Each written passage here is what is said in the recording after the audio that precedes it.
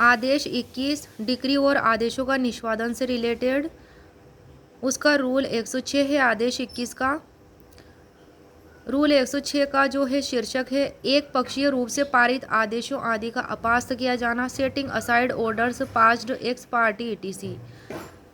Rule 106 में 3 उपनियम है, 3 सब रूल्स हैं। सब रूल 1 है आवेदक जिसके विरुद्ध नियम 105 के उपनियम 2 के अधीन कोई आदेश किया जाता है, नियम 105 के उपनियम 2 के अधीन। तो नियम 105 है, नियम 105 में है आवेदन की सुनवाई से रिलेटेड। तो इसके उपनियम 2 का उदाहरण इसमें दिया गया है। तो इसमें है कि जहां नियत दिन या किसी अन्य दिन जिस दिन तक सुनवाई स्थगित की जाए, मामले की सुनवाई के लिए पुकार होने पर आवेदक उपसंजात नहीं होता है, वहां उपस्थित नहीं होता है, वहां कोर्ट आदेश कर सकेगा कि आवेदन खारिज कर दिया जाए। ये बात दी गई है रूल 105 के सब रूल 2 में। फिर इसमें कहा गया है अथवा विरोधी पक्षकार जिसके विरुद्ध उस उपनियम के उपनियम 3 यानी कि रूल 105 का उपनियम 3 में क्या दिया गया है, जहां आवेदक उपसंजात होता है यानी कि उपस्थित होता है और विरोधी पक्षकार जिसको कोर्ट द्वारा सूचना दी गई है उपसंजात नहीं होता है। कौन उपसंजात उपस्थित नहीं होता है? विरोधी पक्षकार।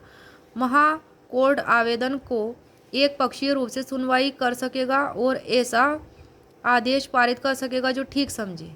क्या कर सकेगा? आवेदन को एक पक्षीय रूप से सुन सकेगा वह कोर्ट और ऐसा आदेश पारित कर सकेगा जो वह ठीक समझे, वह कोर्ट ठीक समझे, अगर अपोजिट पार्टी उपस्थित नहीं होती है तब। तो उपनियम 3 के अधीन या फिर नियम 23 के उपनियम 1 के अधीन कोई एक पक्षीय आदेश पारित किया जाता है, यानी कि इसमें उदाहरण दिया गया है नियम 23 का भी, नियम 23 के उपनियम सब रूल 1 का। यह है रूल 23। इसमें जो है शीर्षक दिया गया है सूचना के निकाले जाने के पश्चात प्रक्रिया। किसके पश्चात प्रक्रिया? सूचना निकाले जाने के पश्चात।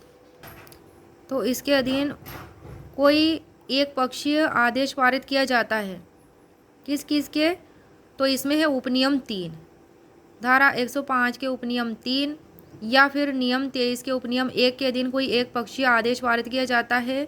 उस आदेश की अपास करने के लिए न्यायालय से आवेदन कर सकेगा और यदि वह कोर्ट का समाधान कर देता है कि आवेदन की सुनवाई के लिए पुकार होने पर उसके उपस्थित न होने के लिए पर्याप्त कारण था, तो कोर्ट खर्चों या अन्य बातों के बारे में ऐसे निबंधनों पर जो ठीक समझे आदेश अपास्त कर सकेगा और आवेदन की आगे सुनवाई के लिए दिन नियत करेगा।